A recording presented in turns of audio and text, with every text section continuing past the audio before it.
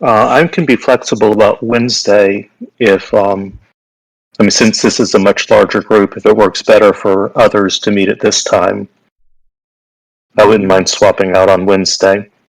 Do you think like we can have the P set of algebra like later in the day or something like that? Yeah, I could go earlier or later.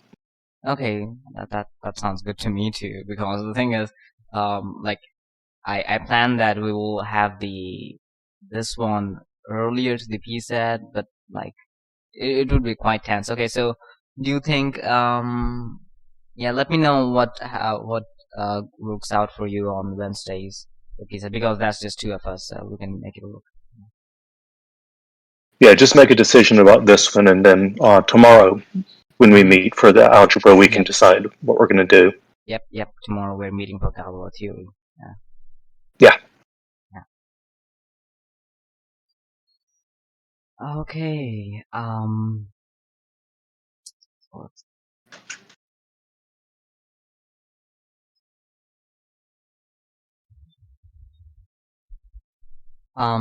Yeah. Today we're going to see basic topology, and we'll go until separation axioms, and a bit about connected spaces, but more about connected spaces in next lecture. So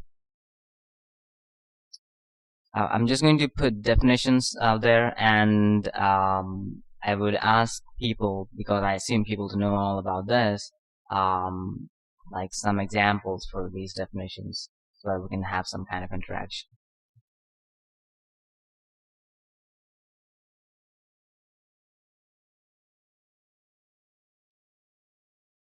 Okay, yeah, so this is part of the lecture notes that I've got it written. Um, I'm going to start with the usual definition of the topology. So topology in a set is a set of subsets of X, which we call as open sets, that satisfy the following axioms. Right? For something to be a topology in a set, you need that the null set and the set itself to be in the topology. Then the second criteria is that finite intersections of open sets are open. So that is, if you take finite number of elements in the topology and you intersect them, then the intersection itself is also going to be in the topology, right? The third criteria is that if you take arbitrary many open sets and you take the union, that is also going to be in the topology. So if you have a family of sets, then their union is going to be in the topology. So that's basically the definition of topology. Moving over to the topological space. So the topological space is basically a set with a topology on it, right? So the pair itself is going to be called a topological space. So the definition of topology that we gave just has like open sets. So we say the topology is defined by open sets, but it doesn't have to be like that, because you can say that something is closed if its complement is open. So what you can do is you can rewrite the entire definition in terms of closed sets, and that'll still be a valid topology.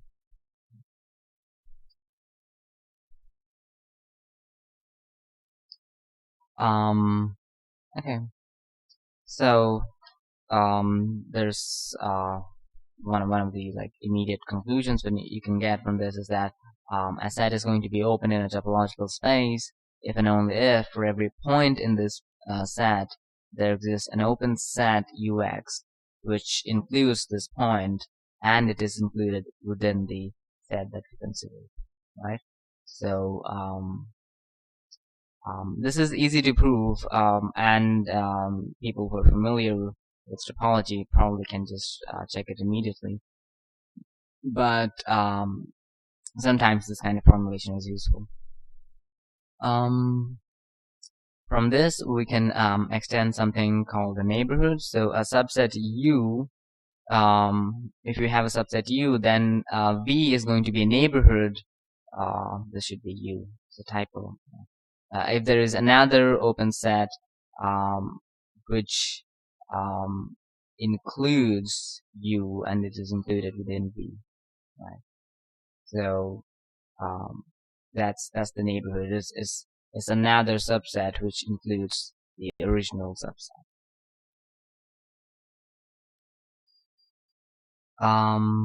That's the neighborhood.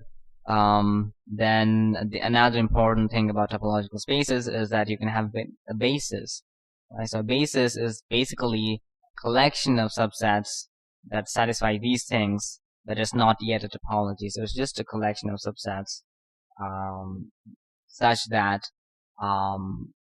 like the collection actually covers the entire set. So that is, if you take the union of all the elements of the basis, you're going to get the set back X.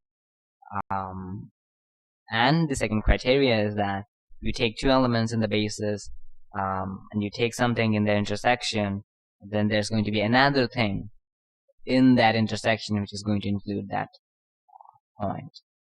So for any two basis elements, you have something else contained within it which is also open. So that's the basis, and it's also easily verifiable that the topology that you get from a basis is indeed actually a well-defined topology.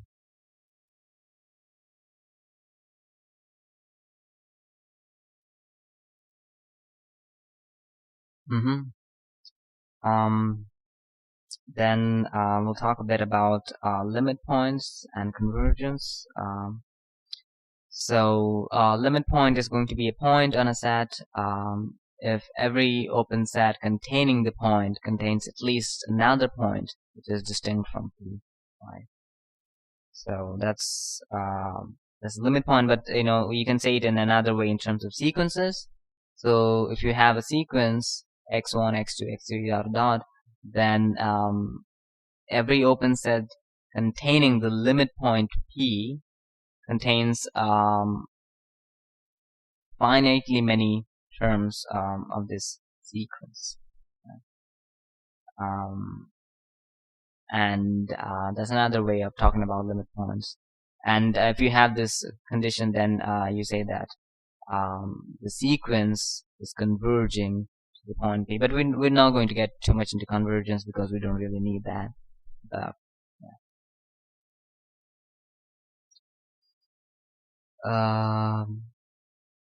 So if A is a subset of a topological space, then the derived set of A is called the collection of all limit points of A. So to make a set of all the limit points of a set, it's going to be called the derived set. Then any point of A which is not in the derived set is going to be an isolated point. That's the basic definition. Another remark is that if A is closed, then it contains all of its limit points, as you would expect, because anything in the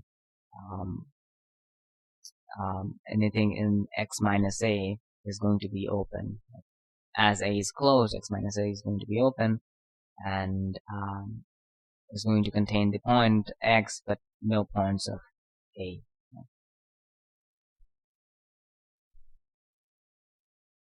Some more terminology related to limit points. Closure of a set is the set along with all its limit points. So it's denoted by A bar.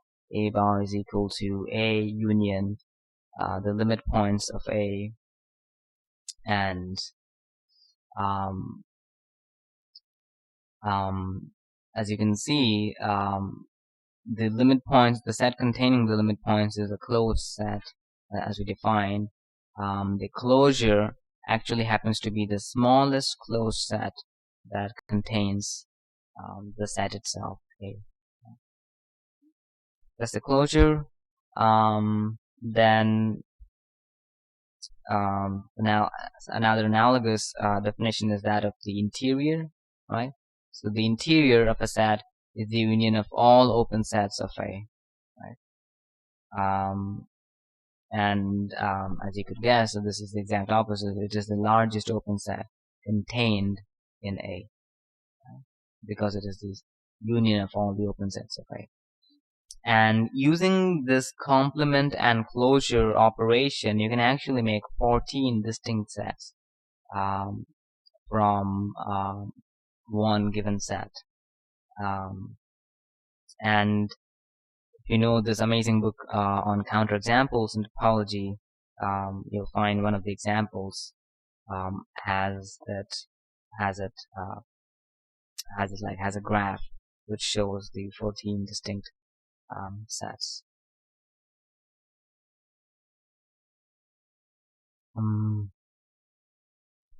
Okay.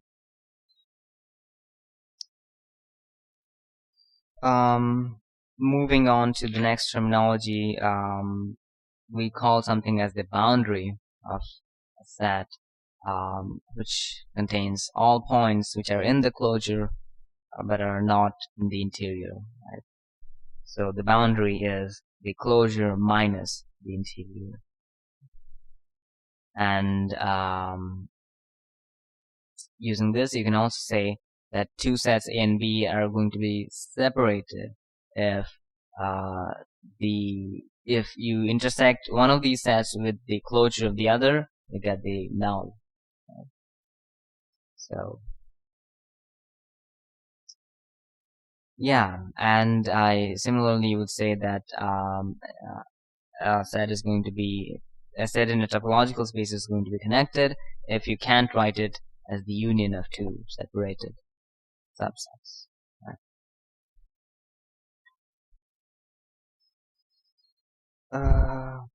Okay.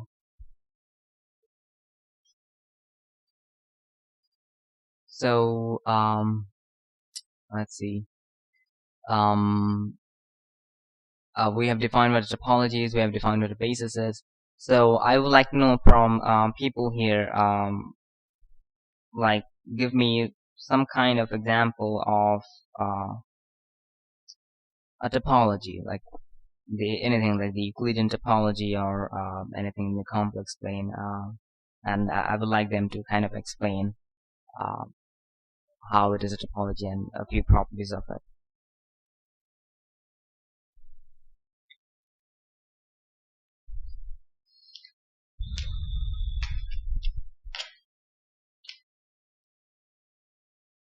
Anyone interested?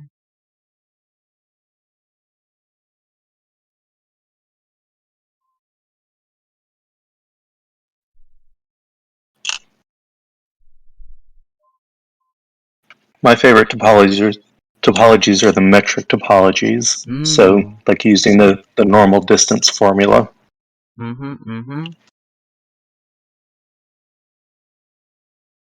Have you considered the there's this metric called the Manhattan metric, remember? I think it's also called the taxi cab topology, right. Or taxi cab metric. Yep, the taxi cab, Manhattan. It's also called the French train metric. I haven't heard that. Does that match the infinity norm topology? Which topology, sorry? The infinity norm, I mean the max norm topology. We just take the maximum of both the components, or all of the components of the point, and take that as the norm, and that induces symmetric in the topology. Yeah, I remember that actually. Yeah. Right, so it's a normalizable topology. Yes. To this.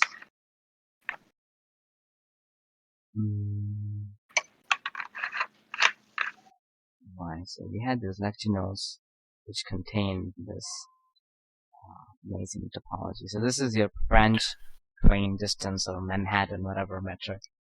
Oh, I know a cool example of topology. If you look at the integers and you consider the basis of all arithmetic sequences, then this generates topology. And then you can consider the union of all of the basis elements of the form. It's an arithmetic sequence where you add a prime. And then this gives you a closed set, but each of the sets that you were unioning, or taking the union off, was open. One second. There was a proof that there are infinitely many primes where you take a union or intersection over all the primes, and it gives you either open or closed set. Or either a not open or not closed set when it shouldn't be able to do that if it's a finite union or intersection. But the topology you consider is the topology generated by all arithmetic sequences in Z. I think you take the union of all arithmetic sequences with the difference being primes, then the union will be whole of integers minus 1 and minus 1. And that is not a open set, right? So, but this is a contradiction to the fact that we are taking the union of open sets, and hence there are infinite many primes. No. That can't be, because an arbitrary union of open sets is open. I think it's more I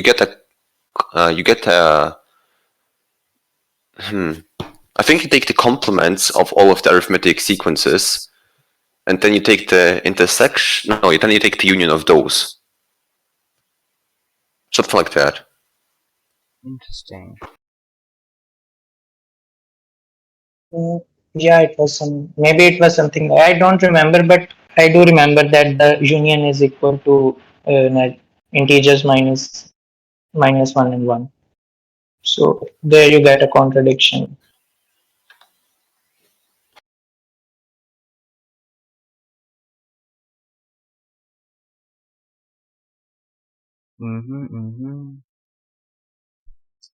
Yeah, certainly. We have other kinds. It's called Furstenberg's proof of the infinitude of primes. I'll link the Wikipedia article, and there are the unions written out. And all. Yeah, can you put that on the chalkboard? Such a nice topology. Interesting. Another favorite topology of mine is the Zariski topology. Zariski, yeah, that's a good one. So, what are the prereqs for this course? The prereqs, I think you should go to upcoming events. I've mentioned it there.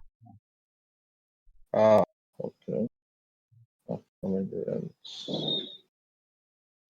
Is this wait?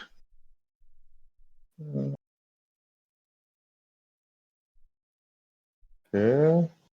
Oof, I have not done differential geometry. I think if you still have. Oh yeah, it's a complement of those sets. Sorry. They are taking the union of SP0. This SP0 is the complement of these arithmetic progressions.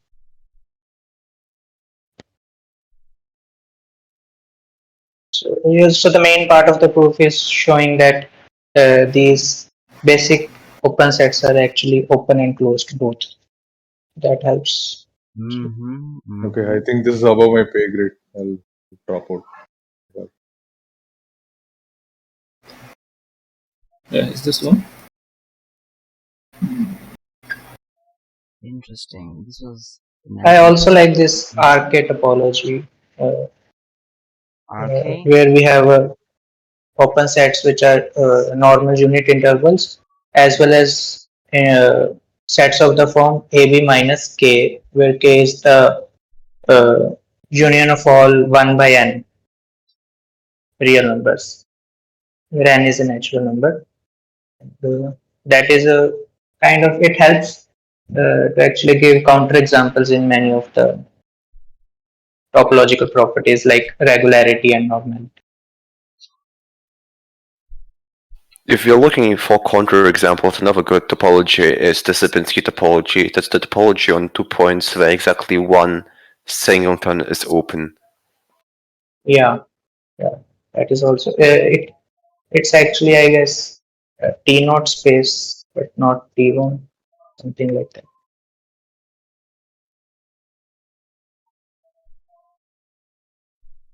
Good stuff. Right, yeah, it's Kolmogorov, but not Frichet, you're right. Yeah, I don't remember the names of those T0, T1 for sure. I know that T0 is probably Kolmogorov. After that, I forgot it. I think it's Kolmogorov, Frichet, Hausdorff. Then we've got T2.5. I think that's Urison. Yeah. Okay. Urison's is T3.5. Oh, so T2.5 is Tichanov. How do you read that? Tikhanov? Yeah. I guess. Tetranov. But these are very rarely used. Mostly the T2, that is, Hausdorff spaces are used. Yeah. Why is it so it's T2.5 and not T3 and you shift T3 up? It's just because of how it was historically discovered. I guess it is due to the properties. Like T3 is regular spaces, I guess, and Hausdorff spaces are T2. So it satisfies the in-between property. So that is how they have known. I guess it makes sense. Had a diagram somewhere saved where it's the graph of the implications in like a topological thing between the separation properties. I'll find it. Probably there is. The counterexample split has probably one number.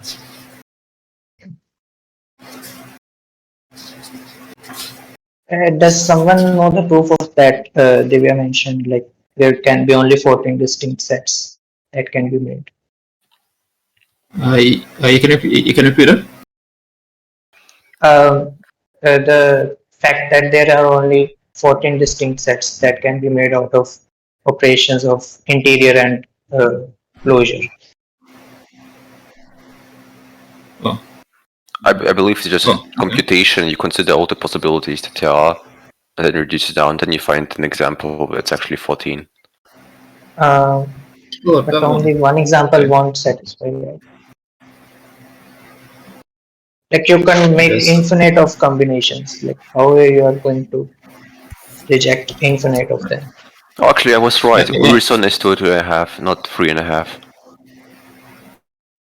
Yeah, maybe I was wrong. Okay. But it's really not needed. Like I have seen people talk only in terms of T1, T2, T3. So Yeah, this is the example that I was talking about. This is 32.9. This is the set, and from this you can construct 14 distinct sets just to closure and complement operation.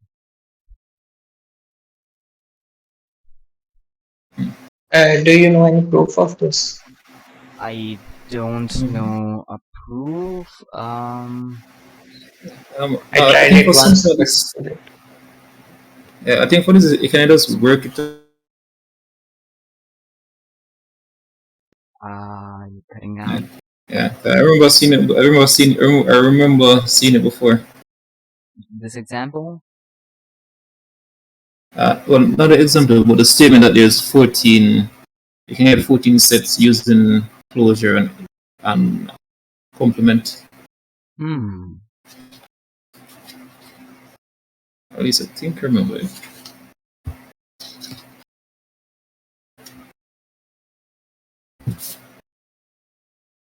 Yeah, like this is an example which satisfies like the fact that the claim is that you can at most make 14 distinct sets from one set. Okay. Yeah, that's what I was going to ask. Yeah. Right. Okay.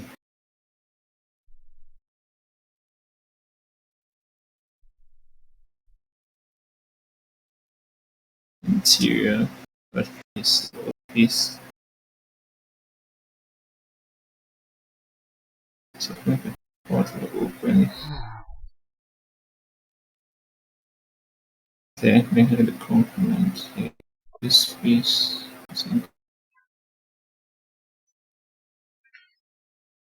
One. This piece. So I guess like people are already like well versed with the separation axioms. I don't know why I should review that. But anything specific that you guys would like to talk about the separation axioms?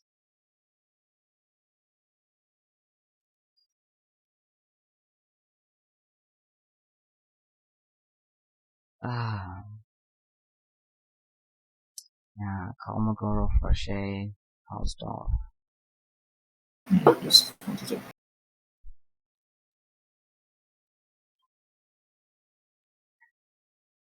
Quotient space.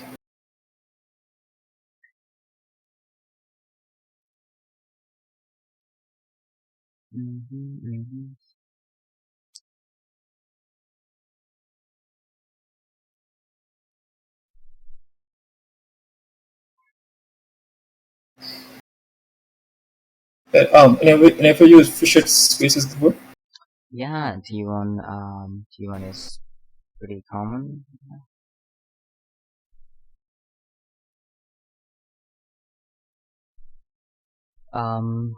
What we can do is try to go through like each of these examples given in the book for these axioms and talk a bit about it. Let's see.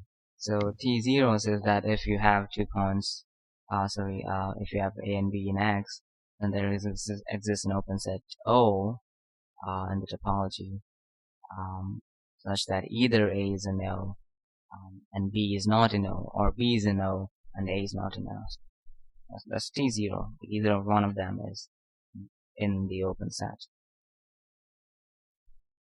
T1 is basically that you have 2 open sets containing A and B respectively. So OA contains A and OB contains B, but they can't be in, like, they have to be very restricted. So like A cannot be in OB and B cannot be in OA. T2 says that is the same as T1, but now OA and OB are disjoint. So OA contains A and OB contains B, but they are disjoint. And T2 is your Hausdorff. T3 says that if A is a closed set and B is a point not in A, then there exist disjoint open sets containing the closed set and containing the point which is not in the closed set. So T3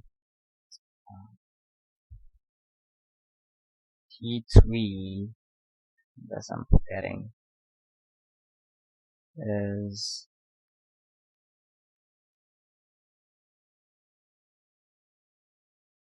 wait.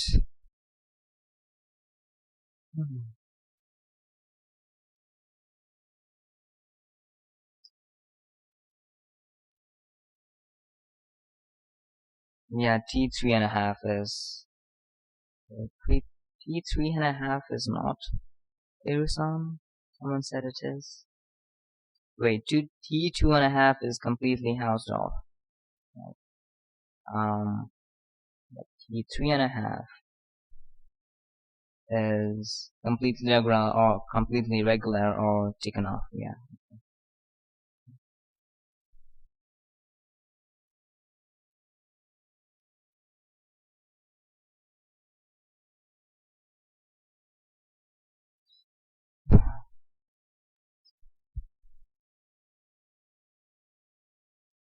T4 and T5 are kind of extensions of T3. You talk about disjoint closed sets, and then you have open sets OA and OB which contain them respectively. And then T5 is the same but disjoint. So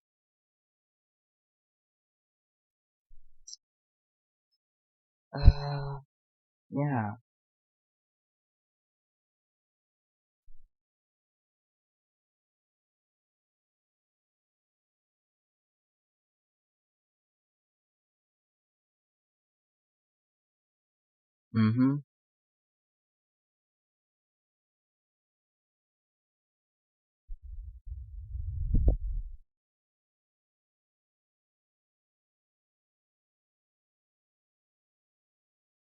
So we'll see a few of the examples that I mentioned here.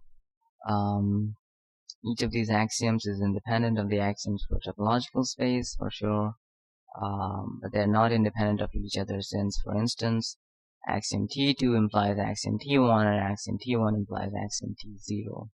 So you have implications.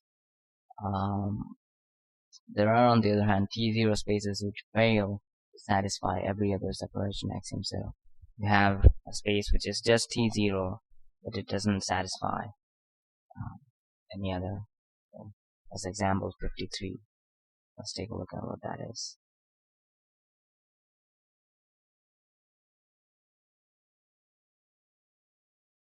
There's the overlapping interval topology, where we have this closed interval from -1 to 1, and we generate topology from the sets of this half-open interval for this positive V, this half-closed interval for a negative A. Then all the sets of this open interval format are also open. Okay.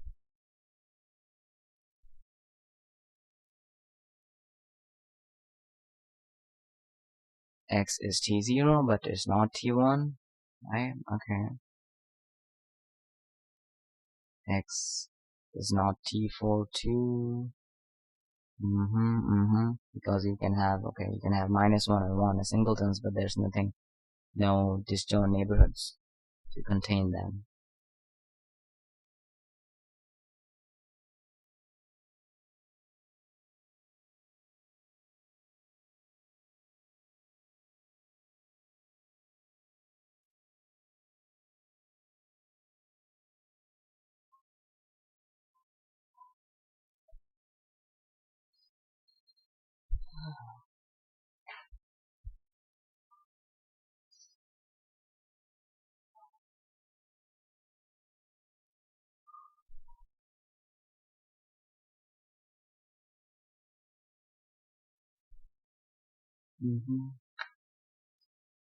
So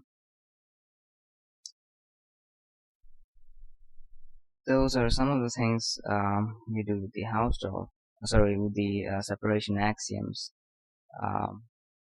But there's something else to be said. We need regularness and normal condition. So a topological space is going to be regular if and only if it is both a T0 and a T3 space. And it's going to be normal if and only if it is both a T1 and a T4 space.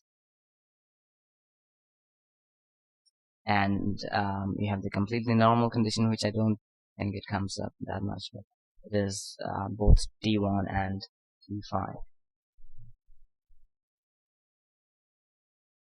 And the implication follows in this manner. Completely normal implies that it is normal, and normal implies that it is regular, and regular implies that it is Hausdorff. And Hausdorff implies it's T1, but T0, so the usual way.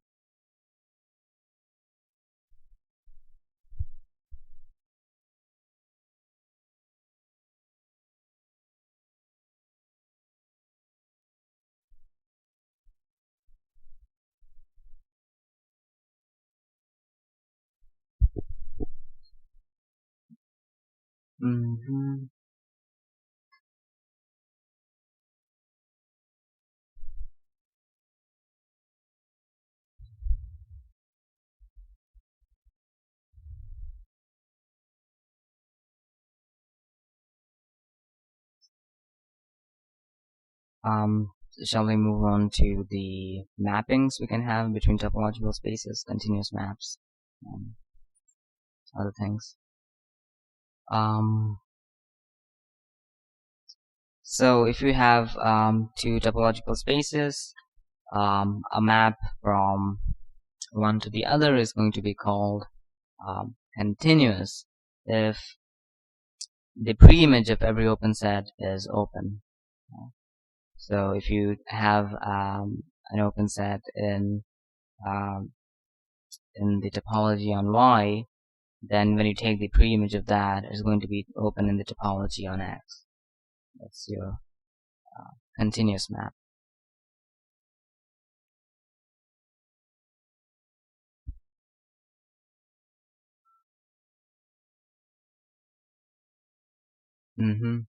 And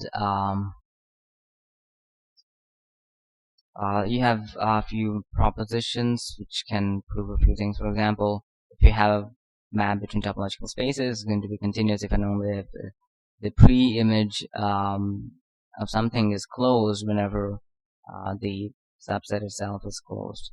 So pre-image of V is closed in X whenever V is closed in Y. It follows from the definition itself. But the special kind of continuous maps that we're interested in are the bijections. They're the homomorphisms. So something is a homomorphism between two topological spaces if it's a continuous map and it has a two-sided inverse. And a homomorphism is basically making two topological spaces equivalent.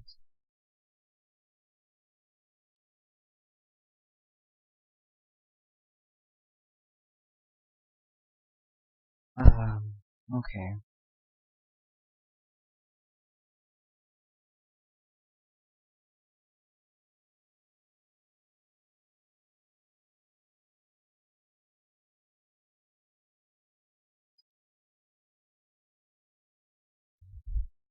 So moving on to product topology.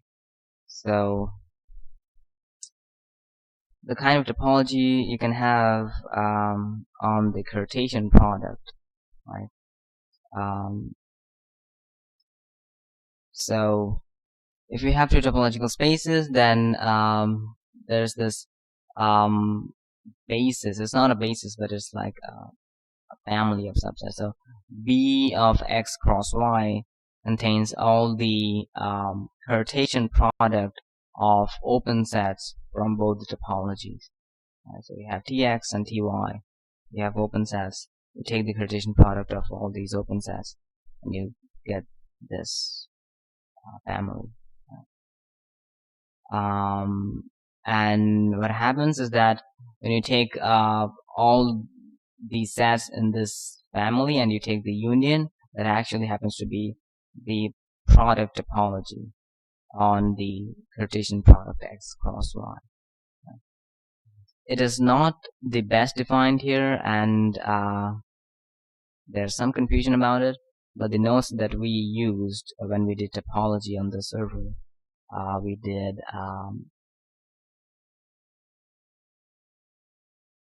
these notes. So it's the same, but the confusion arises when you have something called the box topology. So the box topology actually looks a lot like the product topology, but it is not. Right?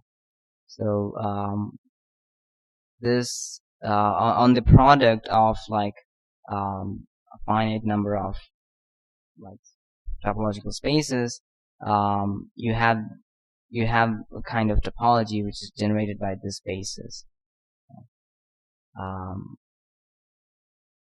As I said, it looks like the product topology, but it is not.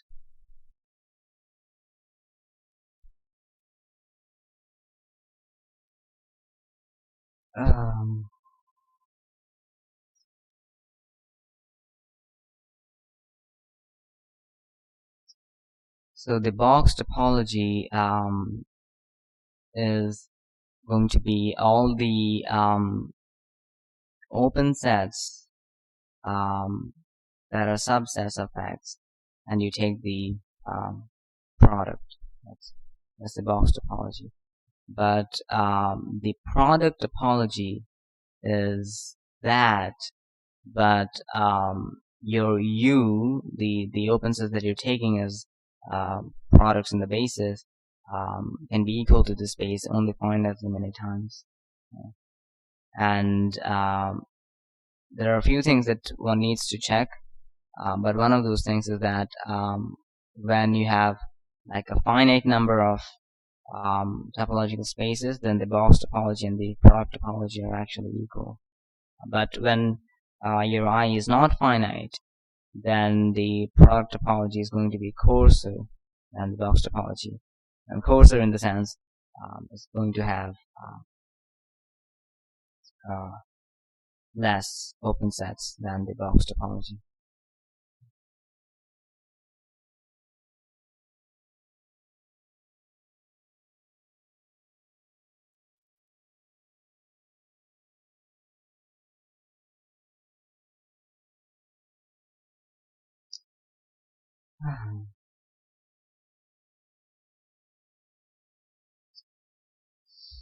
Okay, so that's the box and product topology.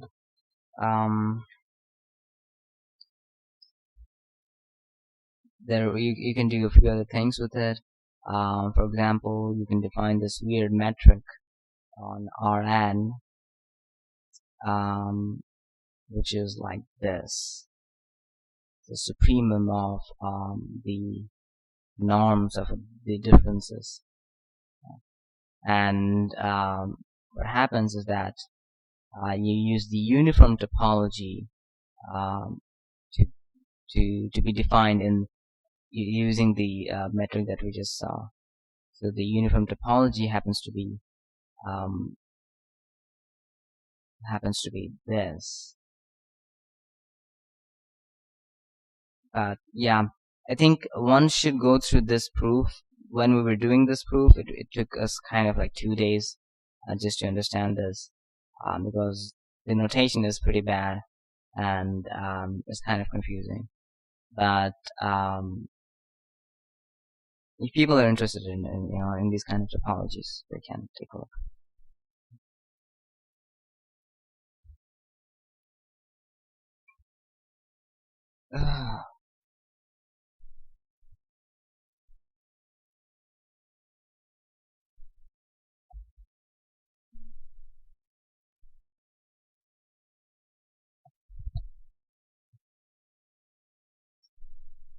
Okay, we'll talk a bit about connectedness, connected spaces, and we'll talk a bit about path connectedness, but I'm going to continue with connectedness and like path connected and homotopy later tomorrow. But yeah, for today we'll stop at connectedness. So as I said, a connected space is going to be something which cannot be written as the disjoint union of two separate sets.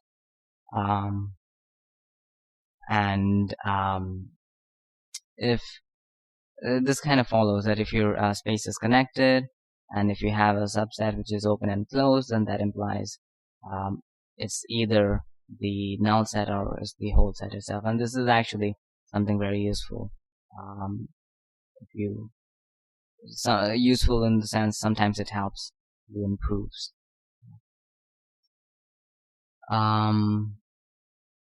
There are a few examples of connected spaces. This one given here is the subspace.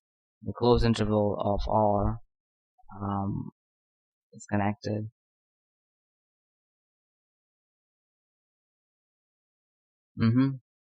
And so to prove that it is connected, it kind of lose the contradiction. So you assume that it is actually not connected. That is, you have a separation. So you can write this closed interval as the disjoint union of some open neighborhoods, so U and V. Right? So if you assume that 0 is in U, and as U is open, the half-open interval of any positive integer epsilon with 0 is going to be in U, right? Because 0 is contained in U. Now what you define? Well, you define A as the supremum of all these positive x's of these half-open intervals contained within U. And A is going to be positive because A is going to be greater than epsilon, right? Because of this primum. But one should notice that A cannot be in B, because if A is in B and B is open, then there will be some epsilon greater than 0 such that you can have the half closed interval in B, right? Just as we did here, but here is going to have A minus epsilon instead. But if that's the case, then the intervals that we assumed to be open in U, they're actually not, when x is greater than A minus epsilon, which contradicts our assumption. So what this shows, so A cannot be in B, so if A is not in B, then A is in U. Then you try to make sure that A cannot be less than 1, because if A is less than 1, then as wait, U is open, there exists an epsilon such that A minus epsilon, this open interval is going to be in U.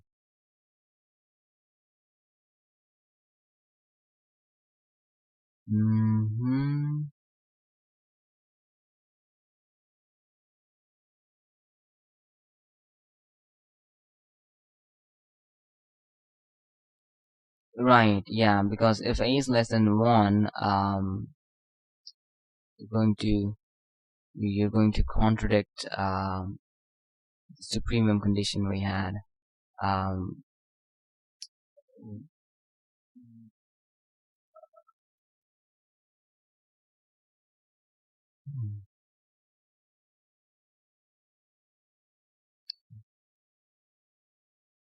So A happens to be 1, and that implies this, that's disconnected, and that's why I said this definition is kind of useful, because you can use a contradiction to show that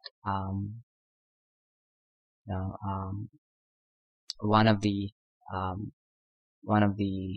disjoint open sets actually is the null set, and if that's the case, then it is connected. So yeah.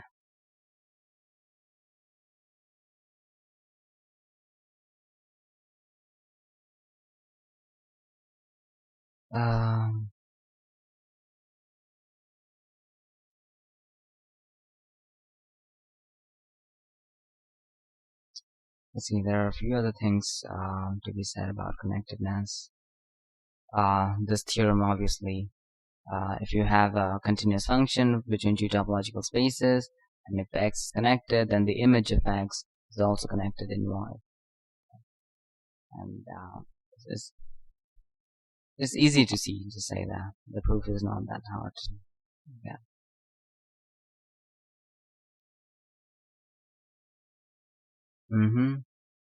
This is also another important theorem. If you have a topological space that is connected, and you have a continuous function from the topological space to R, then if you take two elements in X and you take a real number such that the images of the two elements lie on the two sides of the real number, then there exists some C such that you can have the image of C as R.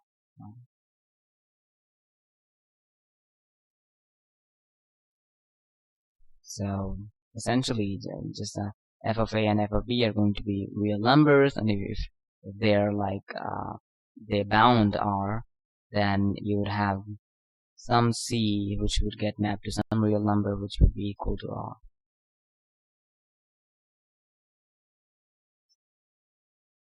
R. This is another simple theorem which is important, that if your topological spaces are connected, then your product topological space is also connected. And it uses the same idea for the proof. And there's a bit of trick in here. what you do is you try to you take a point. So you take this point AB in U, and your goal is to show that U is actually equal to the whole X. So you take this point B and you try to have a slice, essentially. So you fix this as this component, and you have the Cartesian product of X with this, and that is going to be included in X cross Y, because AB is in U. This space is connected, yeah, because X cross B is going to have the same topology on X, because X cross Y inherits the same topology of an X, and so X cross B can be written as X cross B intersection U union with X cross B intersection V, right? So you're taking all the elements you get from U with X cross B, and all the elements you get from V, you take the union, and you're going to get X cross B.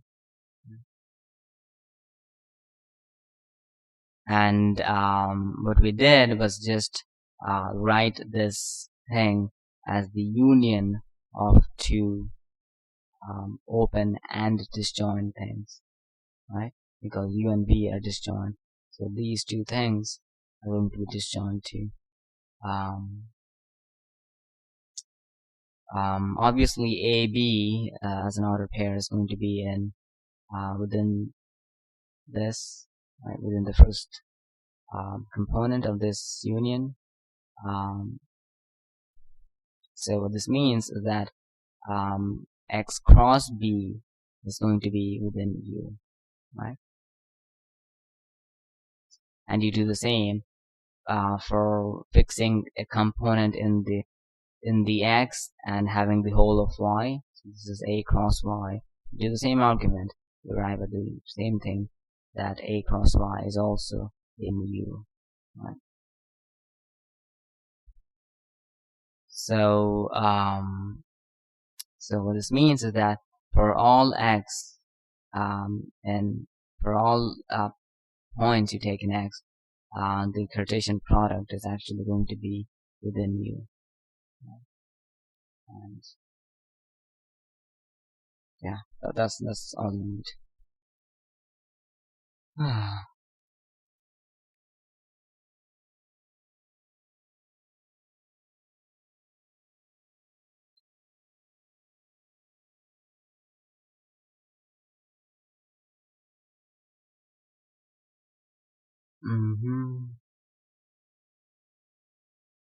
This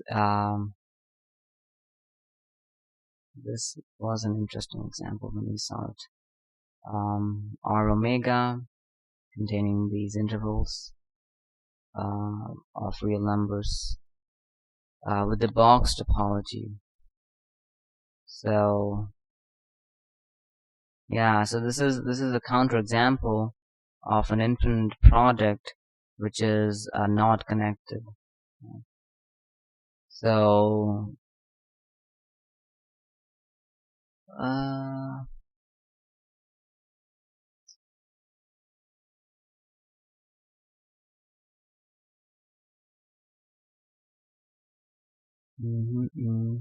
okay. In the sequence, you have this basis element in the box topology, which contains this. This is a mu, then n is a boundary. Okay.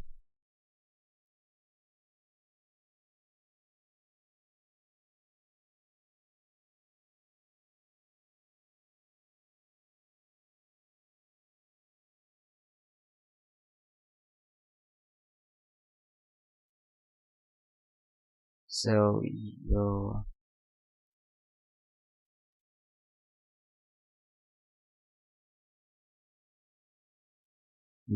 so we were able to have two open sets, which give you the R omega and they're open in the box topology. Use your set of bounded sequences and we use a set of unbounded sequences. And they say that this is also the case in the uniform topology because uniform topology is coarser than the box topology. So if something is connected in box topology, it's going to be connected in uniform topology. So that was a very brief review of connectedness.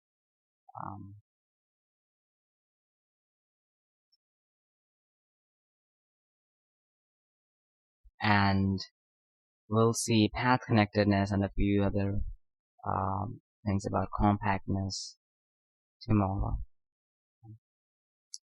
As you can guess from today's lecture, discussion, whatever, that is not exactly comprehensive because the thing is that to give a comprehensive account is going to take time, and I'm not really interested in doing topology again in a week. But this is just to set things up for next week.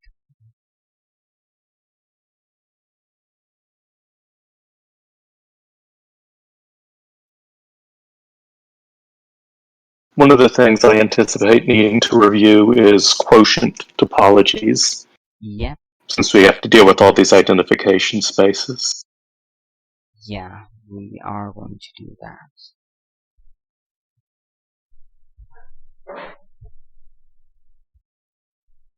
And I don't think if we will get time, but the Oxford lectures that I just showed, actually the last part of those have these nice treatment of surfaces, not including not having any algebraic or any hard stuff, but just using points topology. This is what you were saying, using quotient spaces, but they kind of extend it a bit farther.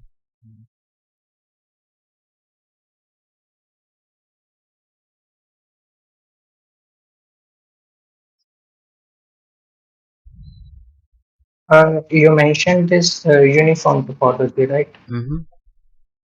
Are these going to be useful in this course at least? I know I'm very skeptical of uniform topology being useful. I don't think I've seen it anywhere too much. But, Yeah, that's why I was asking. It's just a thing that Moncrief forcefully makes you do it. He has a whole, I'm not sure if it's a whole chapter or a whole big section on uniform topology. Yeah.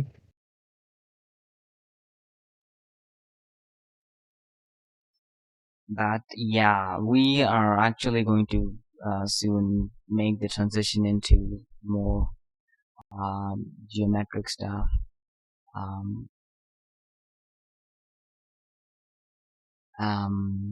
But yeah, so we'll talk about quotient spaces and a few other things. I'm not sure if we can include these things without much of an issue, but if I think we can do it, we'll do it.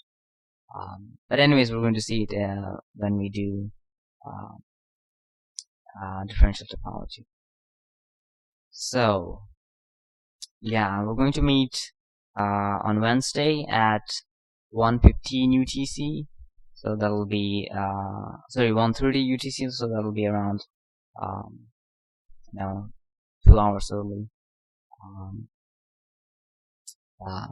Yeah, and we're going to have a PSET to discuss on Friday. So I'll be sending the PSET today, and you'll have until Friday to submit, and we're going to discuss. It's just going to be on topology.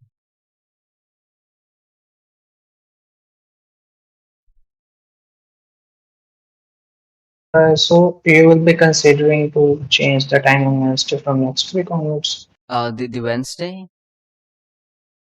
Yeah. Oh wait. Wednesday. JP, you're totally sure that we can do the Wednesdays totally late than the usual?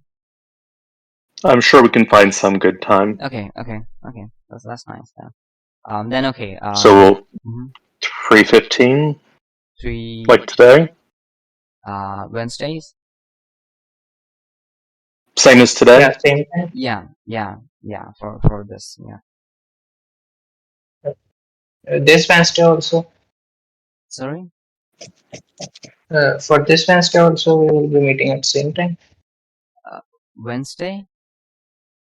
Yeah. Yeah, Wednesday you'll be, yeah. So as the Wednesday was the only day when we were meeting like differently, because of the abstract algebra. But as it's just me and JP, and he says he can do it late, so we'll meet at the same time, 3:15. Okay, sure. Thanks. Yes, and if other people are interested, we're having our Saturdays spent informally talking about a few papers on topology, leading to Poincare conjecture. It's not like this, like a lecture, but it's something just to discuss. Yeah. Where did you put that paper? Wait, I forgot to put that paper. But it is in the where is it? The drive folder. In which one of the subfolders? Differential topology. Morgan. Are these lectures being recorded? They are. I hope you don't mind. No, I don't mind. I'm just asking whether it's going to be uploaded. Yeah, it's going to be uploaded on the YouTube channel, just for the sake of, if someone misses something, they can go back.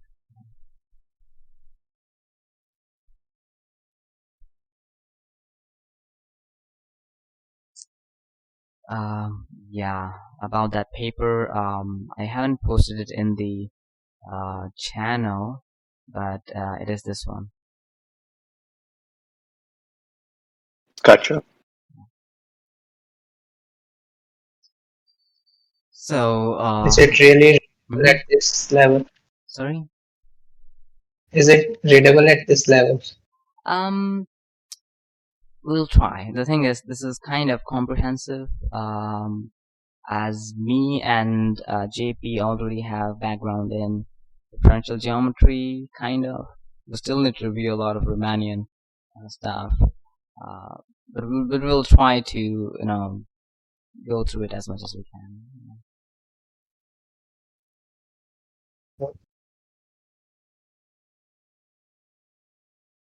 And the timings for that are not the same. It's going to be 6 p.m. Eastern.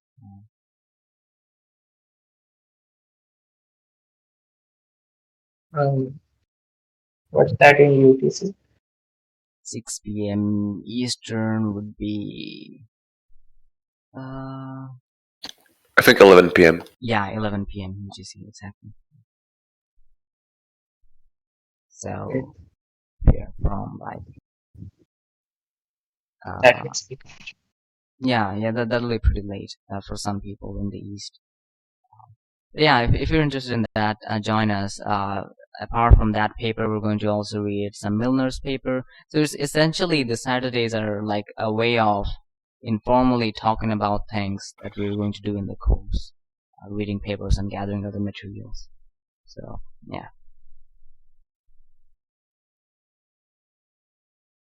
Would they be recorded as well? Which one would be recorded? Saturday. No, Saturdays are not to be recorded. There's nothing to record for. Do you want it to be recorded? I'm not sure if it's going, because the thing is, it's not going to be a formal lecture or anything. So I don't see the point of recording it.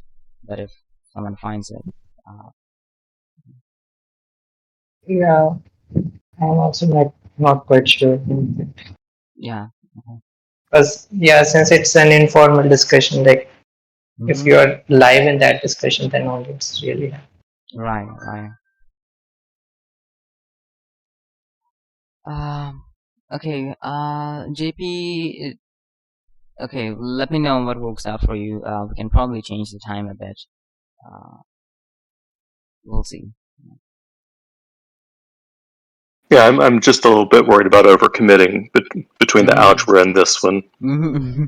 Makes sense. Yeah, algebra has been dry enough, but we're still just with the Galois theory. So, yeah, we'll get that.